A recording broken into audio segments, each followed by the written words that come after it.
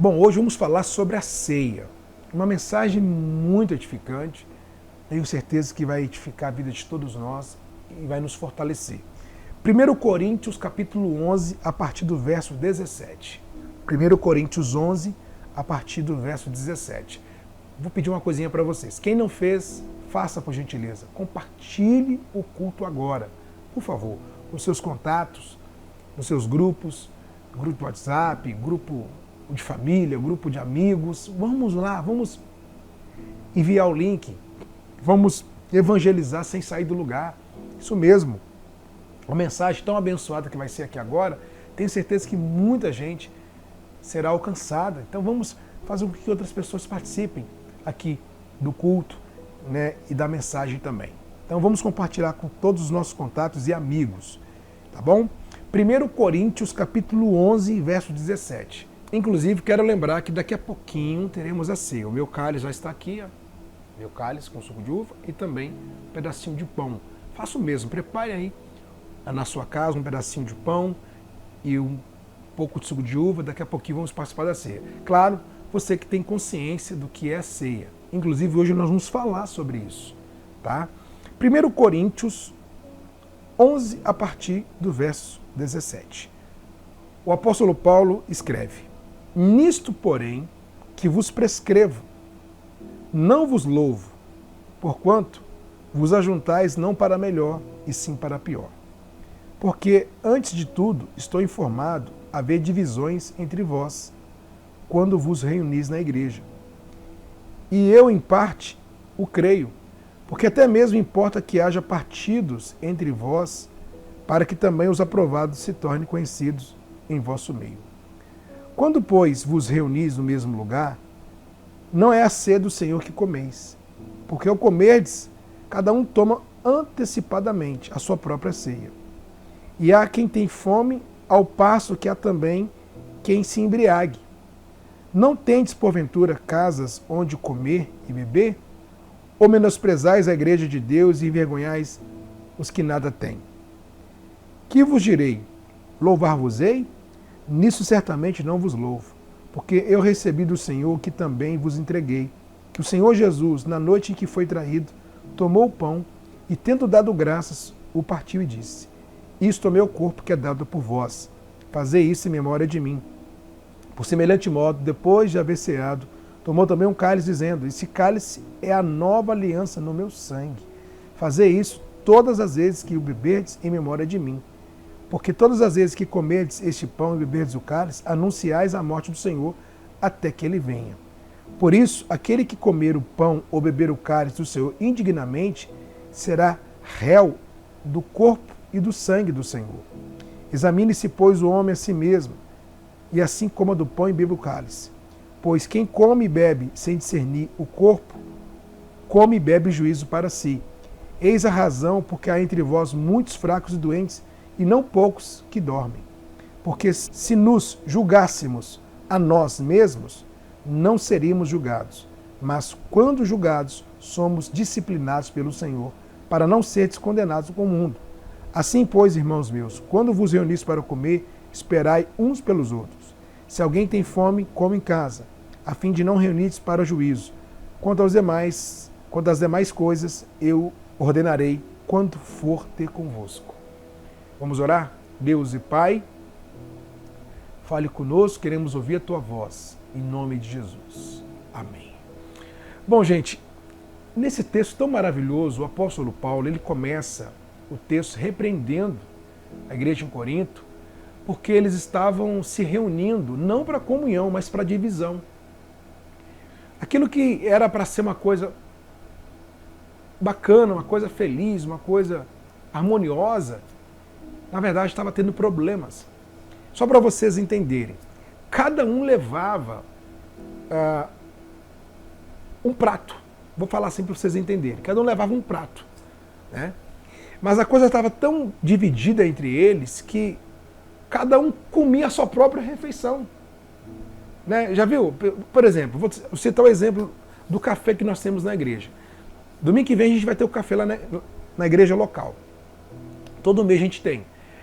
E cada membro leva, né? Um leva o bolo, outro leva o pão de queijo, outro leva o café, outro leva o biscoito, outro leva a torta. Imaginem, né? Eu levei o bolo, então eu vou comer apenas o bolo que eu trouxe. E ninguém mais vai comer. Eles estavam fazendo isso, né? Normalmente, quando há, né, essa comunhão, cada um leva uma coisa, né, para ter aquele momento de comunhão, justamente para todo mundo comer junto. Né? E sem isso é meu, isso é dele. Não tem isso. Mas isso estava acontecendo na igreja. Então eles estavam divididos. Aquilo que era para ser bênção estava sendo um problema entre eles. E Paulo até diz, né, que é bom que tenha essas coisas para que os que são verdadeiros sejam aprovados.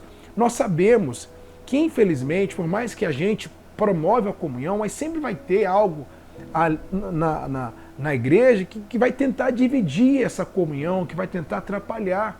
Isso é normal, já acontecia na igreja em Corinto. Né? A gente cita isso para que as pessoas entendam que nem todos que estão ali na igreja, nem todos que frequentam a igreja, estão no mesmo espírito, estão na mesma fé, estão na mesma comunhão, na mesma sintonia. Isso já vem dos dias dos apóstolos, do apóstolo Paulo. Então, para que você entenda isso. Bom, Paulo, ele repreende, ele fala que nisso não há louvor, né?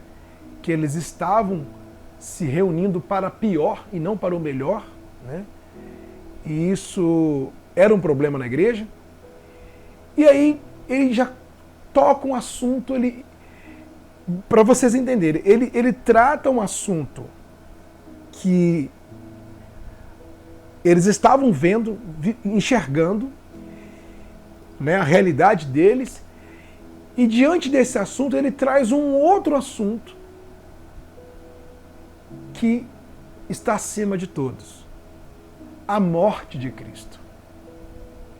Olha só o extremo, né? Ele sai de uma repreensão com respeito à comunhão deles, né? A reunião que havia na igreja, e ele traz uma outra realidade que supera todas.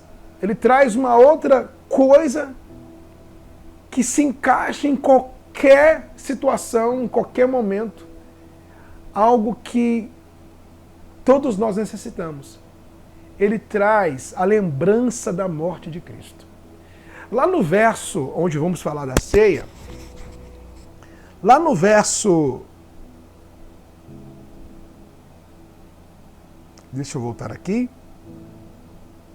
Lá no verso 23, ele começa dizendo o seguinte: porque eu recebi do Senhor que também vos entreguei, que o Senhor Jesus, na noite em que foi traído, tomou o pão, e tendo dado graças, o partiu e disse: isto é o meu corpo que é dado por vós. Então, na noite em que Jesus foi traído,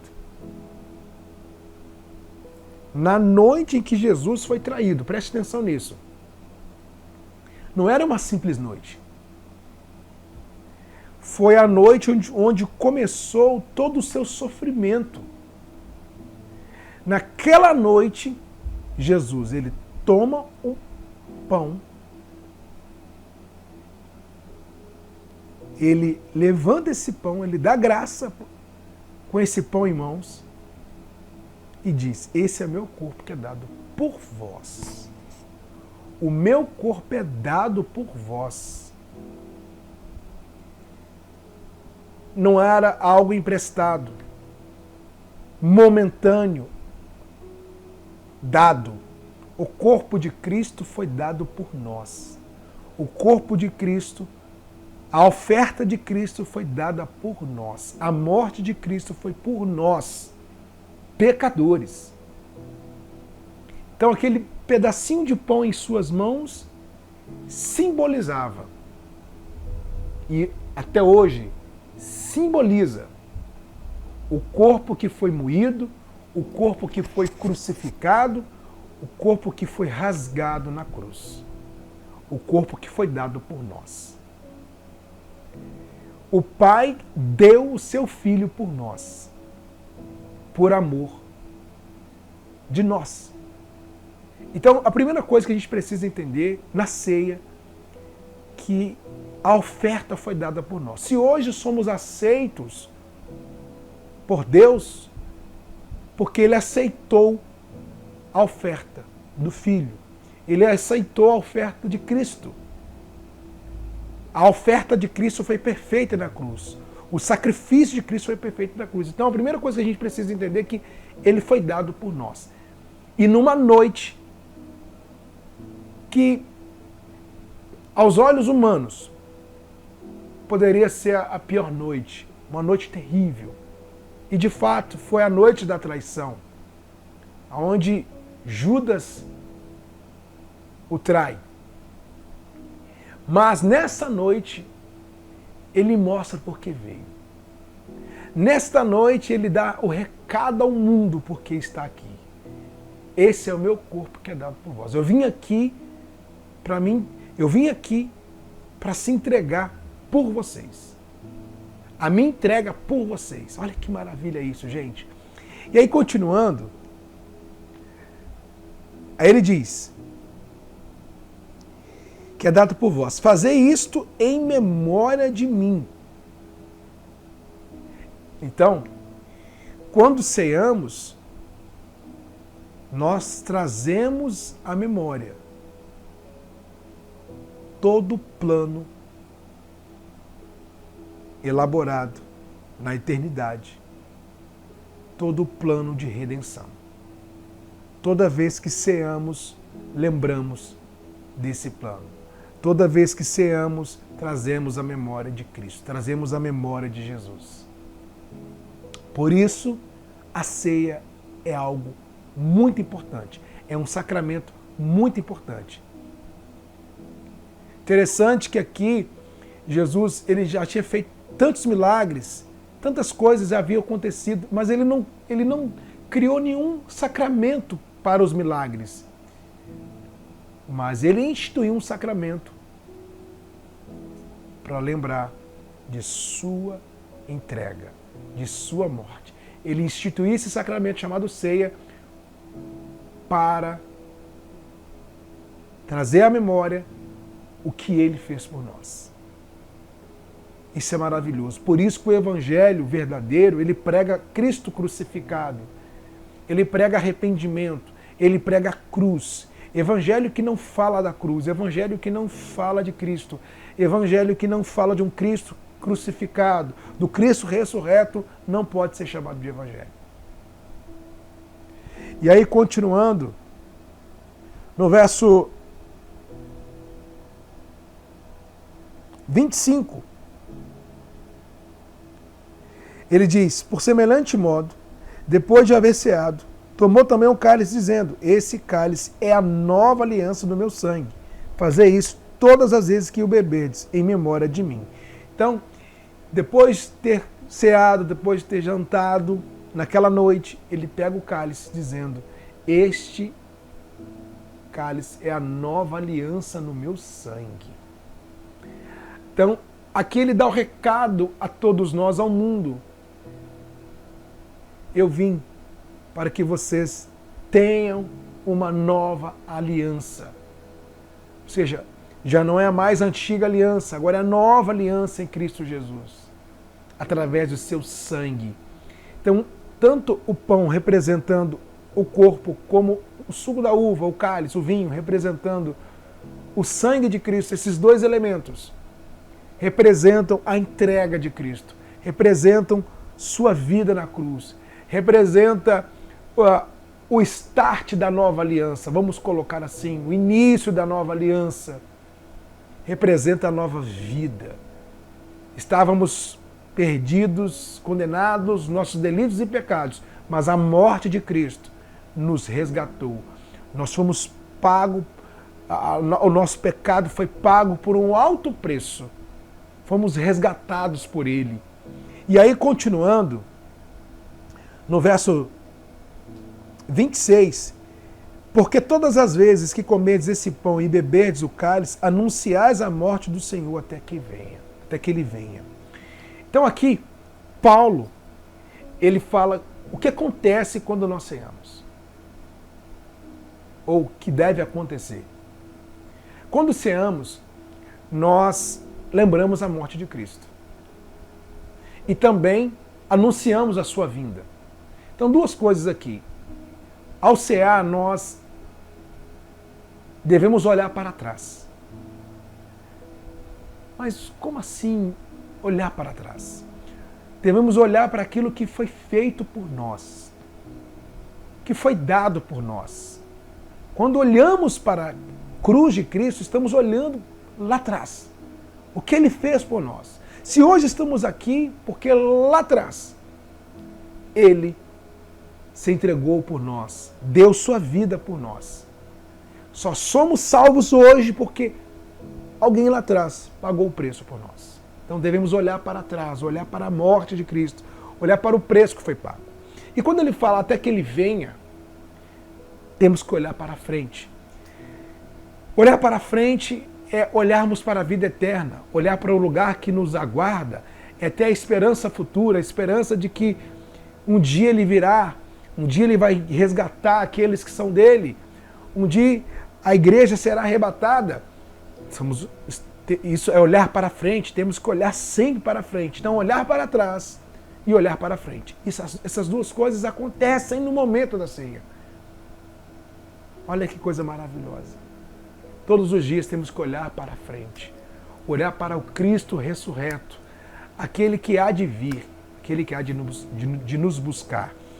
E aí, no verso 27 ele diz: por isso aquele que comer o pão ou beber o cálice do Senhor indignamente será réu do corpo e do sangue do Senhor. Nesse verso 27, aqui o apóstolo Paulo, ele traz uma palavra que muitas pessoas confundem, indignamente. Ninguém é digno, gente, de participar da ceia. Você sabe qual é o significado disso, participar indignamente? É aquela pessoa que participa da ceia, ou quer participar da ceia, considerando digna, considerando merecedora da ceia, se considerando merecedora de tudo que foi feito. Isso é participar indignamente. Temos que ter consciência que nós não somos dignos de nada. Se participamos da ceia é por graça, por misericórdia. Não por perfeição. Muitas pessoas, tá vendo? Quem participar indignamente, levando no sentido de perfeição, mas quem pode? Quem é digno de participar da ceia? Quem diz, olha, eu posso participar da ceia porque eu sou fulano de tal, porque eu faço tais coisas? Ninguém. Então, indignamente é você achar que você merece, que você é digno de participar. E no verso 28, ele diz assim: examine-se, pois, o homem a si mesmo, e assim coma do pão e beba do cálice. Pois quem come e bebe sem discernir o corpo, come e bebe juízo para si. Eis a razão porque há entre vós muitos fracos e doentes, e não poucos os que dormem. Bom, aqui Paulo fala para a gente olhar para uma outra direção. Você já entendeu que temos que olhar para trás, olhar para frente? Agora ele fala, temos que olhar para dentro de nós. Temos que nos examinar. Analisar as nossas escolhas, as nossas decisões, as nossas atitudes. E isso, quando Paulo fala, não é para você fugir da ceia.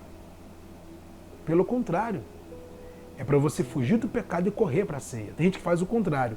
Por causa do pecado, corre da ceia. Se tem a ceia, é exatamente para você se reconciliar com Deus. Existe a ceia justamente para você se voltar para Ele, não correr dessa reconciliação. Ele instituiu a ceia, lembra do cálice? Esse é o cálice da nova aliança. Ele quer aliança com a gente, Ele quer aliança com você. Então muitos correm da ceia por conta do pecado, mas tem que ser o contrário. Corra do pecado por conta da ceia. Por conta da aliança, da reconciliação. Então esse examinar é refletir nas suas atitudes. Ver o quanto você precisa. Ver o quanto você necessita se entregar. Ver o quanto somos falhos. Ver o quanto somos pecadores. E quando não há esse exame, né?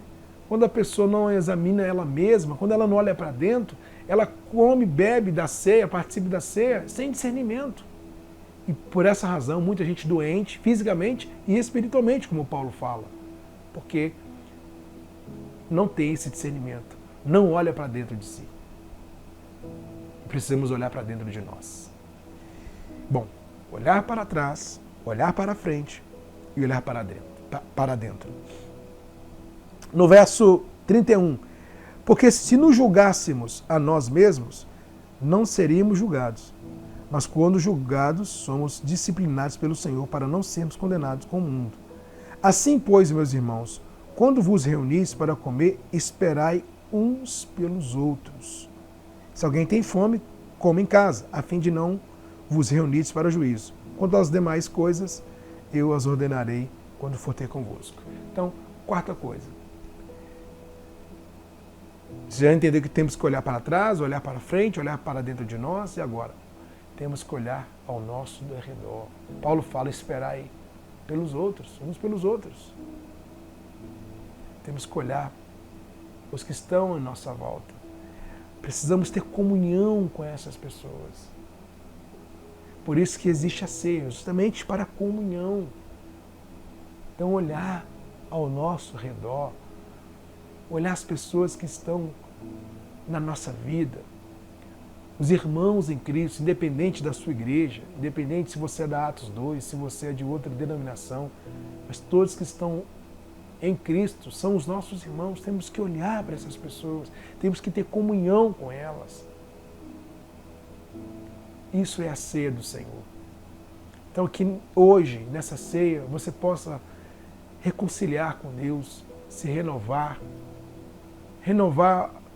o seu coração. Se você está aí distante, se você, olha, eu me retirei da mesa do Senhor por um tempo. Hoje a mesa está pronta, preparada para você voltar a essa mesa. O dono dela, que é Cristo, te convida. O dono dela não te expulsou. Aliás, quem ele escolhe para sentar nessa mesa, para sentar à mesa com ele, não é expulso. Não é expulso.